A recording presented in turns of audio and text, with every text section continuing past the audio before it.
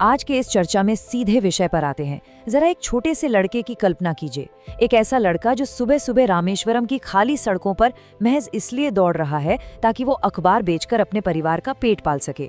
उस वक्त भला किससे अंदाजा था कि नंगे पैर दौड़ने वाला ये मासूम बच्चा एक दिन भारत का मिसाइल मैन बनेगा, दुनिया के सबसे बड़े लोकतंत्र के सर्वोच्च पद तक पहुंचेगा। आज हम सिर्फ एक व्यक्ति की कहानी नहीं खंगालने वाले, बल्कि ये एक पूरे राष्ट्र के सपनों की उड़ान की कहानी है जो सीधे दिल पर लगती है। उनका एक बहुत ही मशहूर विचार है जिसने न जाने कितनों की जिंदगियां रोशन कर दी। सपने वो नहीं हैं जो नींद में आते हैं, सपने तो वो हैं जो नींद आने नहीं देते हैं। ये सिर्फ कुछ शब्द नहीं है, ये वो आग थी जिसने एक नाविक के बेटे को एक ऐसा वैज्ञानिक बना दिया जिसकी उड़ान की कोई सीमा ही नहीं थी। सच कहें तो यही एक लाइन हमारे आज के इस पूरे सफर का मूल मंत्र है। हम अक्सर ये मान लेते हैं कि अभाव या पैसों की कमी इंसान को आगे बढ़ने से रोकती है, लेकिन कलाम साहब के मामले में गरीबी ने उन्हें रोका नहीं, बल्कि उन्हें गढ़ा, उन्हें बनाया। परिवार बहुत बड़ा था, 10 भाई बहन थे। पिता जैनुल आबदीन के पास कमाई के नाम पर सिर्फ एक नाव थी। हालात बेहद मुश्किल थे, लेकिन यही वो भट्टी थी जिसने उनके चरित्र को फौलाद में बदल दिया। इस मुश्किल दौर ने उन्हें बहुत जल्दी सिखा दिया था कि असुविधाएं कभी भी आपके असली लक्ष्य के रास्ते का रोड़ा नहीं बन सकती। तो चलिए रामेश्वरम की उन गलियों से उनके इस अनोखे सफर की शुरुआत करते हैं। देखते हैं कि कैसे अखबारों से लेकर आसमान तक का ये फासला तय हुआ। उस छोटे से घर में चीजों की भारी कमी थी, लेकिन एक चीज कूट कूट कर भरी थी, और वो थी ज्ञान की भूख। उस 8 साल के बच्चे को ये समझ आ गया था कि सिर्फ शिक्षा ही वो चाबी है जो हर बंद दरवाजा खोल सकती है। और उनकी दिनचर्या सुनकर रोंगटे खड़े हो जाते हैं। सुबह 3 बजे उठना, कड़ाके की ठंड हो या कुछ भी, 4 बजे गणित की मुफ्त क्लास के लिए कई किलोमीटर दूर पैदल जाना, और वो भी इसलिए क्योंकि मास्टर जी सिर्फ सुबह सबसे जल्दी आने वाले छात्रों को ही मुफ्त पढ़ाते थे। फिर 6 बजे अखबार बांटने निकल जाना, और रास्ते में चलते चलते उन अखबारों को पढ़ भी लेना ताकि दुनिया भर का ज्ञान मिल सके। और उसके बाद सुबह 8 बजे स्कूल। ये कोई मामूली दिनचर्या नहीं थी, ये तो कामयाबी का ब्लूप्रिंट था। और पता है, यही बचपन की कड़ी मेहनत आगे चलकर उनके सफलता के 4 मंत्रों में बदल गई। उन्होंने कहा था, पहला, हमेशा एक महान लक्ष्य तय करो, क्योंकि छोटा लक्ष्य रखना पाप है। दूसरा, लगातार ज्ञान अर्जित करते रहो। तीसरा, जी तोड़ मेहनत करो। और चौथा, दृढ़ता, मतलब हालात चाहे कितने भी बुरे क्यों न हो, हार कभी मत मानो। ये सिर्फ कोई मोटिवेशनल कोटेशन नहीं थे, ये वो उसूल थे जिन्हें उन्होंने खुद अपनी जिंदगी में जिया। लेकिन क्या ये सफर इतना आसान था? बिल्कुल नहीं। कई बार ऐसा लगा कि सब खत्म हो गया, पर कैसे उनकी हार ही उनकी जीत की सबसे मजबूत सीढ़ी बन गई, आइए इसे समझते हैं। बचपन से उनका बस एक ही सपना था, उन्हें फाइटर पायलट बनना था। इसके लिए MIT मद्रास से एरोनॉटिकल इंजीनियरिंग की पढ़ाई की, और वो भी अपनी बहन के गहने गिरवी रखकर। इसके बाद वो एयरफोर्स के इंटरव्यू के लिए देहरादून गए।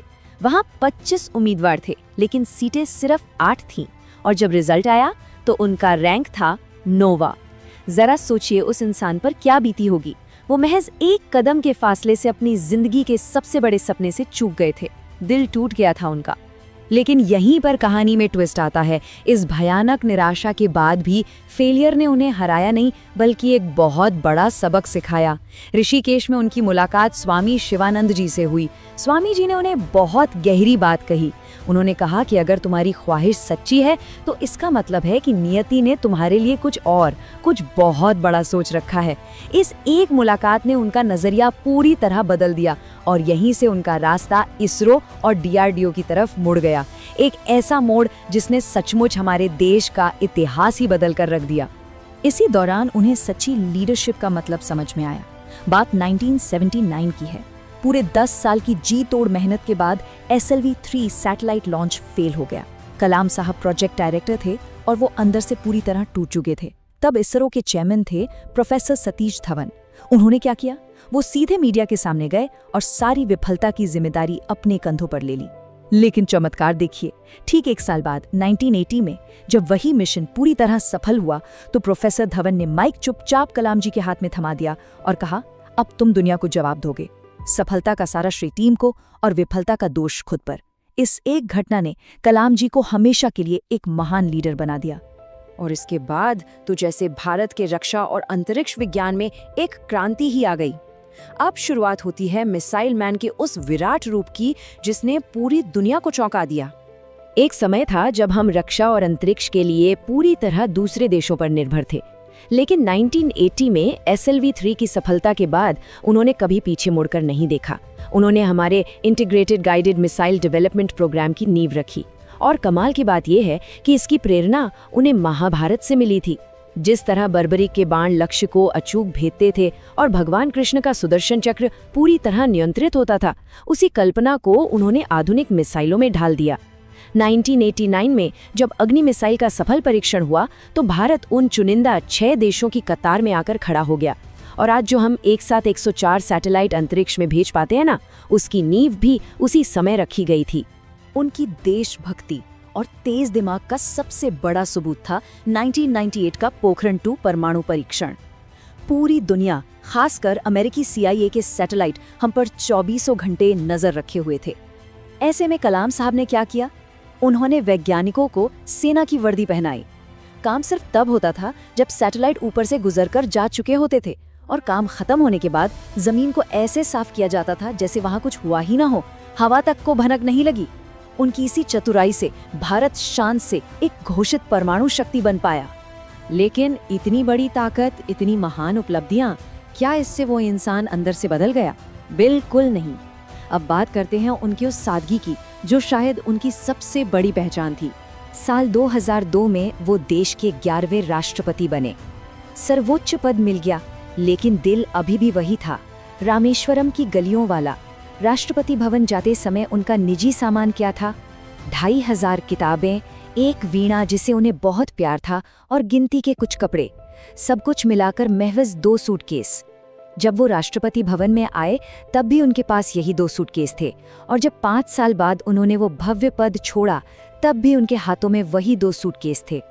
जरा सोचिए, देश की सबसे बड़ी ताकत सबसे विनम्र इंसान के हाथों में कितनी सुरक्षित थी। उनकी सिद्धांत बिल्कुल पत्थर की लकीर थे। एक बार उनका परिवार उनसे मिलने दिल्ली आया और राष्ट्रपति भवन में रुका। उनके ठहरने और चाय नाश्ते का जो भी खर्च हुआ, उन्होंने उसका हिसाब लगवाया। वो बिल था 352 रुपए, जिसे उन्होंने अपनी तनख्वाह से चुकाया। उनका साफ मानना था कि सरकारी पैसा परिवार के ऐशो आराम के लिए नहीं है। एक और किस्सा है IIT BHU का। वहां उन्हें मुख्य अतिथि के तौर पर एक बड़ी ऊंची कुर्सी दी गई। उन्होंने उस पर बैठने से साफ मना कर दिया और अपने लिए वैसी ही सामान्य कुर्सी मंगवाई जैसी बाकियों के लिए थी, क्योंकि उनके लिए सच्चा सम्मान किसी ऊंचे पद में नहीं बल्कि समानता में था। तो एक ऐसा इंसान जिसने अपना सब कुछ देश को दे दिया, वो हमारे लिए क्या विरासत छोड़ कर गया। उनका मानना था कि असली लीडरशिप वो नहीं है जहां लोग आपके लिए काम करें। असली लीडरशिप वो है जब आप उनकी मदद करें जो बदले में आपको कुछ भी नहीं दे सकते। इसका एक बहुत ही प्यारा उदाहरण है। एक बार राष्ट्रपति भवन के मुगल गार्डन में उन्होंने एक मोर को देखा। उस बेचारे मोर के गले में ट्यूमर था और वो दर्द के मारे मुंह तक नहीं खोल पा रहा था। देश के राष्ट्रपति ने अपने सारे काम रोककर तुरंत एक पशु चिकित्सक को बुलाया और उस मोर का इलाज करवाया। यही करुणा, यही दया उनके चरित्र की सबसे बड़ी खूबी थी। और अंत तक उनके इन्हीं सपनों ने उन्हें रास्ता दिखाया। जीवन के आखिरी पलों तक वो रुके नहीं। 83 वर्ष की आयु, जब लोग आराम से घर बैठ जाते हैं, तब वो IIM शिलोंग में छात्रों को पढ़ा रहे थे। वो कभी रिटायर नहीं हुए। वो ऊर्जा से भरे हुए एक सच्चे योद्धा थे, और उसी तरह अपना सबसे पसंदीदा काम करते हुए, ज्ञान बांटते हुए, उन्होंने इस दुनिया को अलविदा कह दिया। अब इस पूरी चर्चा के बाद एक बहुत ही गहरा सवाल उठता है। कलाम साहब ने तो अपना काम कर दिया, लेकिन क्या हम उनके सपनों का भारत बना रहे हैं? उन्होंने हमें एक बहुत ही स्पष्ट विजन दिया था, एक विकसित, ताकतवर और आत्मनिर्भर भारत का सपना। अब उस सपने को जीना और उसे सच करना हमारी जिम्मेदारी है। आज की इस चर्चा में शामिल होने के लिए बहुत बहुत धन्यवाद। हम बस यही उम्मीद करते हैं कि आप सीखते रहेंगे और अपने सपनों को सच करने के लिए बिना रुके, बिना थके बस कदम बढ़ाते रहेंगे।